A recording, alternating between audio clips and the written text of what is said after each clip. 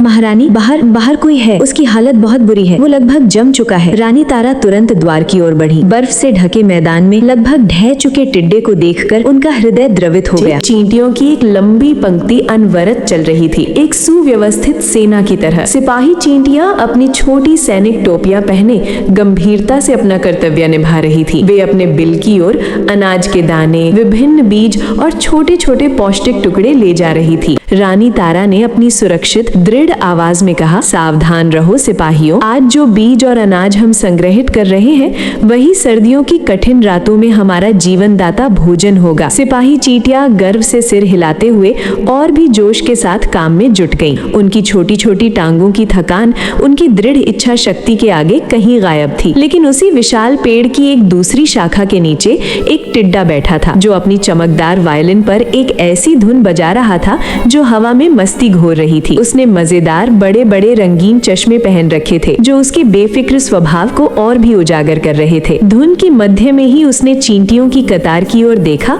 और ऊंची आवाज में बोला, वाह कितना सुहावना, कितना खूबसूरत दिन है। इस ताजगी में ये मेहनत का काम क्यों? आओ मेरे दोस्तों, थोड़ा नाचो गाओ, जीवन का आनंद लो। उसकी मधुर और लहरदार धुन पूरे मैदान में फैल गई, फूलों के पराग तक को झूमने पर मजबूर कर दिया। छोटी चींटियों में से कुछ अपना काम रोककर मोहित हो उसकी ओर देखने लगी। एक युवा चींटी अपना बोझ थोड़ा नीचे रखकर बोली, कितना मधुर गाता है, क्या हम सिर्फ 1 मिनट के लिए बस थोड़ा सा नाच नहीं सकती? रानी तारा दृढ़ता पूर्वक मुस्कुराई और उत्तर दिया, पहले काम फिर खेल। सर्दी की ठंडी सांसें हमसे बहुत दूर नहीं है मेरे बच्चों। आनंद अवश्य है, लेकिन उसकी नींव तैयारी पर टिकी होती है। चींटियां फिर से अपने काम में लग गईं। हालांकि टिड्डे का संगीत अब भी उनके कानों में गूंज रहा था। टिड्डा तो अपने मजेदार चश्मों के साथ घास पर लौटकर जोर जोर से हंसने लगा। उसकी हंसी हवा में घुल गई।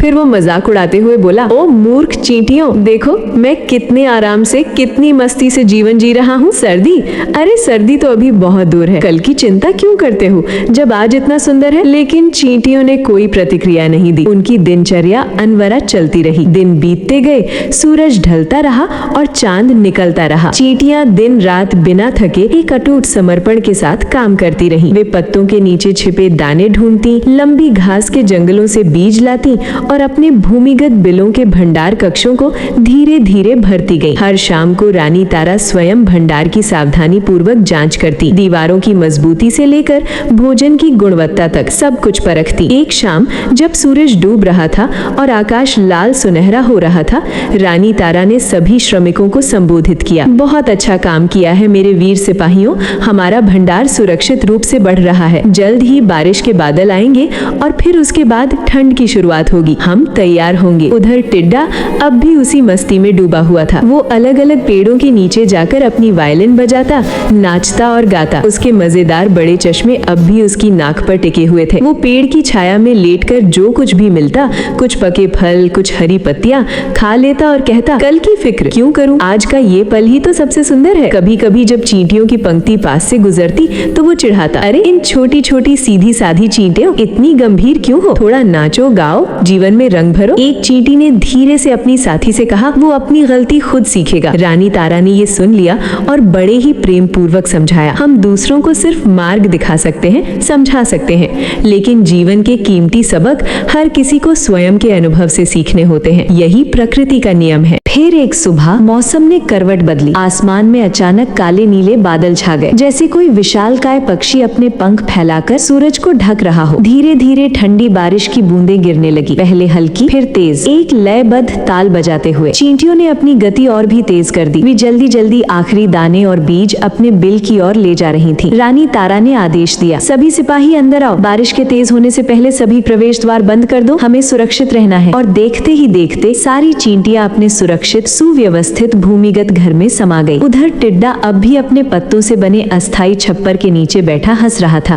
अरे ये तो बस थोड़ी सी बारिश है, रुक जाएगी, फिर मैं नया गीत सुनाऊंगा, नया नाच दिखाऊंगा। लेकिन बारिश नहीं रुकी। ये कई दिनों तक लगातार बरसती रही। मैदान कीचड़ में तब्दील हो गया और टिड्डे का पत्तों वाला छत टूटकर बह गया। उसका बिखरा हुआ खाना, कुछ सूखे बीज, फलों के छिलके, सब पानी के साथ बह गए। दुखी और भीगा हुआ टिड्डा गाने की कोशिश करता, पर ठंडी हवा के झोंकों ने उसकी आवाज को कांपते स्वर में बदल दिया। वो सिर हिलाता हुआ बुदबुदाया, शायद शायद कल सूरज निकलेगा, कल कुछ खाने को मिल जाएगा। बारिश के बाद सीधे सर्दी ने दस्तक दे दी। मौसम ने अचानक अपना रूप बदल लिया था। पूरा मैदान एक सफेद चमकदार कंबल से ढक गया। फूल झड़ चुके थे, पेड़ों की डालियां सूनी हो गई थीं और हवा में एक तेज कटु ठंडक घुल गई थी। चींटियों का बिल गहराई में स्थित, गर्म और सुरक्षित था। वे अपने छोटे छोटे कमरों में आराम से बैठी थी, जहां अनाज और बीजों के ढेर भरे पड़े थे। कुछ आराम कर रही थी, कुछ बच्चों को कहानियां सुना रही थी, तो कुछ योद्धा चींटियां प्रवेश द्वार पर पहरा दे रही थी। रानी तारा ने सबको एकत्रित करके कहा, हमने मिलकर बहुत अच्छा किया मेरे बच्चों। हमारी एकजुटता, हमारी मेहनत और हमारी दूरदर्शिता ने आज हमें इस ठंड से सुरक्षित रखा है। ये हमारे परिश्रम का फल है। बाहर हवा सीटी बजाती हुई गुजर रही थी। ठंड और तेज होती जा रही थी। उधर टिड्डा पूरी तरह अकेला पड़ा था। वो एक सूखी खोखली लकड़ी के नीचे छिपा हुआ था, कांपता हुआ। उसकी चमकदार वायलिन टूट चुकी थी और उसके रंगीन चश्मे कहीं खो गए थे। वो भूखा, कमजोर और ठंड से जमा हुआ था। उसकी आंखों में पछतावा और दीनता थी। वो कांपते हुए अपने आप से बातें करता, काश मैंने उन चींटियों की बात सुनी होती। काश मैंने भी थोड़ा सा संग्रह किया होता। मैंने मस्ती को ही सब कुछ समझ लिया। उस रात जब ठंड अपने चरम पर थी, चींटियों के बिल के मुख्य द्वार पर एक हल्की खुरदरी खरोच जैसी आवाज सुनाई दी। पहरा दे रही सिपाही चींटी ने अपने एंटेना तनाव से खड़े कर लिए। वो सतर्कता से द्वार की ओर बढ़ी और एक झलक देखने की कोशिश की। फिर वो तेजी से अंदर भागी और रानी तारा के सामने प्रणाम करके बोली, महारानी, बाहर कोई है। उसकी हालत बहुत बुरी है। वो लगभग जम चुका है। रानी तारा तुरंत द्वार की ओर बढ़ी। बर्फ से ढके मैदान में लगभग ढह चुके टिड्डे को देखकर उनका हृदय द्रवित हो गया। टिड्डे ने अपनी आंखें, जो अब मस्ती के बजाय पीड़ा से भरी थी, धीरे से खोली और एक कमजोर, लगभग फुसफुसाती आवाज में कहा, रानी चींटी, मुझे माफ कर दो। मैंने तुम्हारा मजाक उड़ाया था। मैंने तुम्हारी मेहनत को मूर्खता समझा। मैंने कुछ भी संग्रह नहीं किया और अब मैं कई दिनों से भूखा हूँ। मैं ठंड से मर रहा हूँ। क्या तुम मुझे कुछ खाने को दे सकती हो? रानी तारा ने उसे दया भरी नजरों से देखा, फिर अपने सैनिकों की ओर मुड़कर दृढ़ स्वर में आदेश दिया, उसे अंदर ले आओ, जल्दी करो। इतनी कठोर ठंड में हम किसी को भी, चाहे वो कुछ भी हो, दुखी नहीं देख सकते। हमारा भंडार इसीलिए तो है कि हम मुसीबत के समय एक दूसरे की मदद कर सके। टिड्डे को सावधानी से अंदर लाया गया। उसे एक गर्म कोने में बैठाया गया। उसके सामने पौष्टिक अनाज के दाने और गुनगुना पानी रखा गया। टिड्डा आश्चर्य से, अविश्वास से सब कुछ देखता रहा। आंसू उसकी आंखों में आ गए। वो फुसफुसाया, तुम मेरी मदद कर रही हो, जबकि मैंने तुम्हारा इतना मजाक उड़ाया, तुम्हें मूर्ख कहा। रानी तारा उसके पास बैठी और मुस्कुराते हुए बड़े ही कोमल स्वर में बोली, सुनो टिड्डे, गलती करना मानवीय है और शायद सभी प्राणियों का स्वभाव है। गलती करने वाले ही दया और सहानुभूति के सबसे योग्य होते हैं, क्योंकि उन्हें सबक मिल चुका होता है। हम दया इसलिए नहीं करते कि दूसरे हमारे योग्य हैं, बल्कि इसलिए करते हैं क्योंकि हम दयालु हैं। यही हमारा स्वभाव है। ये सुनकर टिड्डा रो पड़ा। उसने कृतज्ञता से सिर झुकाया और कहा, धन्यवाद महारानी, तुमने ना सिर्फ मेरी जान बचाई, बल्कि जीवन का सबसे बड़ा पाठ पढ़ाया है। आज से मैं वादा करता हूँ, मैं मेहनत करूंगा। मैं ना सिर्फ गाऊंगा, बल्कि समय रहते तैयारी भी करूंगा। कहानी का सार यही है कि प्रकृति का नियम है तैयारी और परिश्रम, लेकिन दिल का नियम है दया और क्षमा। और जब ये दोनों मिल जाते हैं तो समाज फलता फूलता है।